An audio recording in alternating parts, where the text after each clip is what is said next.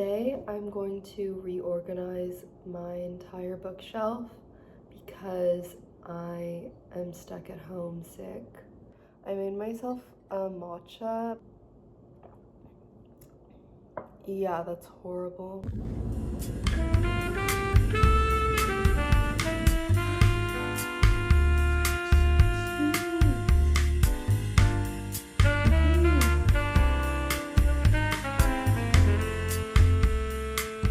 Here she is in all her glory.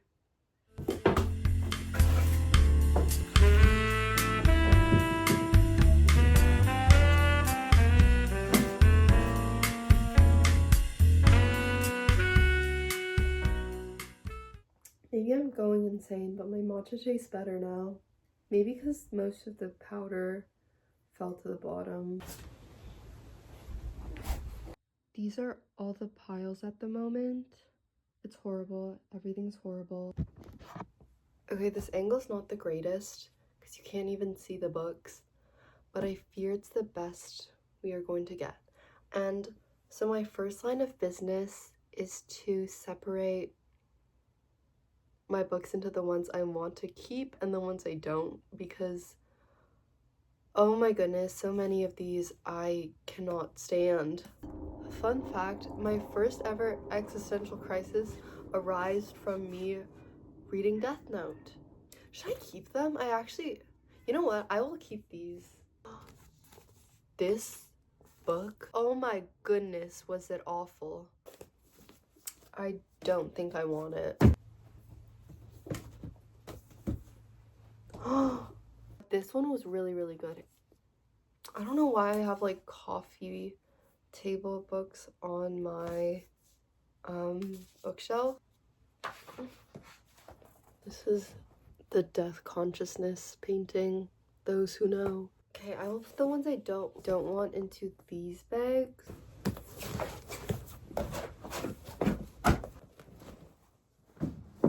Okay, these two donation bags are done. Now that I only have the ones that I do want, let's think of clever ways to organize them. I was initially just thinking to do the classic, like, author's last name alphabetical, but maybe considering this is like my personal library, I should think of a personal way to sort it. I think I'll just start by putting books into piles that just seem right to me, like intuitively, and then see where it goes from there. I think one pretty clear one that I can do is my like philosophy. Okay, I also have the Ramayana, which I got from the Strand, and I really like how like the person who owned this before, I have their name, Aditi Mahendru. I hope they're doing well. I have some from my philosophy teacher, John Stuart Mill, the first male feminist. I forgot I had this. What's this? Oh, this is when I went to Notre Dame de la Garde in Marseille. Was I using that as a bookmark? I love finding things like this. I read this in the hospital. I'll just put all my Sally Rooney together. I love Sally Rooney. This is her best. Conversations with Friends. Frances, oh my god. She is so relatable. She's literally living my dream of home wrecking a rich married couple in their house in France. Need that. And I guess I still have manga. It's only really these four. Oh yeah, I have two Dostoevsky. I think I can also group these with Tolstoy. I have like the most beautiful Anna Karenina. I got this at Oxford. I think, did this happen or did I dream it? Oh my god. But I swear I made a pact with my friend that we would read this together. Because did I make this up? I am more incentivized now than ever to finally read Anna Karenina, because I just read my first Tolstoy. Like, I just read it. Like, I just finished reading it, which was The Death of Ivan Illich. And I really like his writing. I mean, like, it feels weird to say that when, like, you're only reading writing that's being translated, because is that really his writing? I'll never know unless I learn Russian, which I could. Yes, I do have Nabokov, yeah. I have all my Russian authors together. I'll stick with country and do like Japanese. It's one of my favorite covers. Dazai's No Longer Human. I hate this cover. I can also do like autobiographies. Guess I could group these together. We'll see. I could also do a sort of like historical. Oh yeah, I recently thrifted the Peloponnesian War, Thucydides. Thucydides is all we have for now. Another straightforward category, I guess, is YA. Okay, let's put her like here. 2 James Baldwins. Also have 2 Ottessa Moshfeghs. Maybe another book that can go with this. I hated this book. I need to preface this by saying this is one of the worst books I've read of 2024. But it's A Certain Hunger. It's a shame because it has the most beautiful cover. Can Madame Bovary belong to this group of like weird female protagonists? No. Shakespeare, another easy category. Twelfth Night, Macbeth, and Hamlet. I'm thinking like childhood nostalgia. Yeah, they're both just really meaningful, and I hope to keep them forever and ever. What I have left now is like over here, just an assortment of what would typically be considered like classics. Oh, I want to put my NYRBs together. Oh, I do have another Zweig. So I have Mary Stuart. You know what I could do? I could do a bit of geographical as well. Yeah, Baldwin is American. And then I also have, Breakfast at Tiffany's. I could even go with On Earth We're Briefly Gorgeous, because it is about the American experience as an immigrant. I could do like English now. Isn't this the most beautiful find ever? This is also just like a random lucky BMV find. Ooh, Toni Morrison, America. Let's like separate these. Should I separate them into like white America and like colored America? Oh, but that's like segregation. And then we have like miscellaneous Europe. This is French. Oh, it's so beautiful. Madame Bovary. I got this one in Florence. I have this really gorgeous book, My Name is Red, that I really want to read sometime soon. This is, I think I say so many covers are my favorite. I think this is like actually, oh, it was written in Turkish. I guess I'll group this and Pachinko with my like history. This is so messy, but I've sorted my books like thematically. These are my, oh god, this is the one I can't show. These are all my school books / books that I don't really want.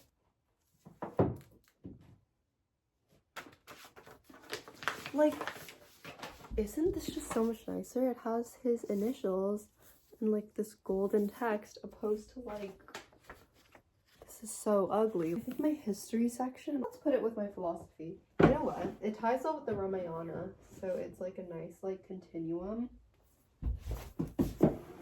And I think that's the perfect space for the rest of my Japanese literature, actually.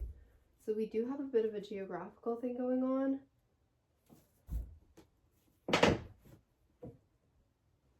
We have the British plus Oscar Wilde. I know he's Irish. Turn these around. And we have French. And we have Austro-Hungarian. My Russian lit, oh my god, will then go here. I've since obsessively organized and decorated my bookshelf, so I think this will be the final product, at least for today. I think some shelves I'm definitely happier with than others, but overall I think I tried to like maximize space as well as make it look good, which hopefully I've done, and this is bothering me already. Okay, let's start with the top shelf. So I ended up going with stacking all my Sally Rooney's because I want to show her off. She's my favorite. And then I'm also featuring the NYRB Beware of Pity because it's beautiful, and this beautiful Madame Bovary. And this is my teeth. These are my teeth. I think it makes it look cool. Hopefully. I don't know. And then an Hermes bag. I really like orange. And then here is just an assortment of things. So I have my like huge super milk, and this is like a clay thing I made a couple years ago. I have my Petit Prince crème jeunesse des mains, and this is one of my favorite nail polishes. It does like cause cancer though, like there's a whole warning on it. It was like there's an ingredient in it that's like banned from the state of California. And now let's move on to this shelf, which is I was doing like a Europe thing from east to west. From here to here is like British. We have Wilde, who's Irish, and French. Kafka's Czech. Czech. And then like Austro-Hungarian. And this is all Russian. So I chose to feature again one of my favorites, Nabokov. This is all I have of his. And all the trinkets here are like cat paraphernalia. Now let's move on to the like American shelf. We have like Moshfegh, and then just like Poe, Henry James, Breakfast at Tiffany's. I think some stories that are very quintessentially American. This like Japanese like graduation doll that was gifted to me by my mom's friend's husband's mom, I believe. I think this was after I graduated middle school, but it will once again become like relevant once I graduate high school in a couple months. And here I have, this is still America, but I think these books kind of illustrate a more like colored American experience, of course with Baldwin on the top. And then this is this super cute print that it's like a historical like stamp print, something like that, that I got from volunteering at the History Museum. And then I just kept these like Diptyque perfume samples. And then down here, I'm actually really fond of how organized this has all become, this shelf. I decided to place all my philosophy atop of my memory box. And then down here, this is like some historical fiction, and then actually these three I was grouping together earlier, but like that just did not sit nicely below these two. And then this is like my stamp and a candle, And I think this will be the home of my microfiber towel for dusting. And then we just have historical and self-help and Japanese literature. And I also put my 2 cameras here, or more like my parents' cameras, but I like using them. And then my bottom shelf right on the floor, I fit these 2 things in for organization: my bag of bags, some loose papers from school, and these are all, I think, books from school, or just like, this is YA, this is Twilight, yeah. And these are my manga. And then for my hardcover covers, I don't, there's probably a better place to put them, but I think, I don't know, putting them there for now seems to work. So yeah, this is my updated bookshelf.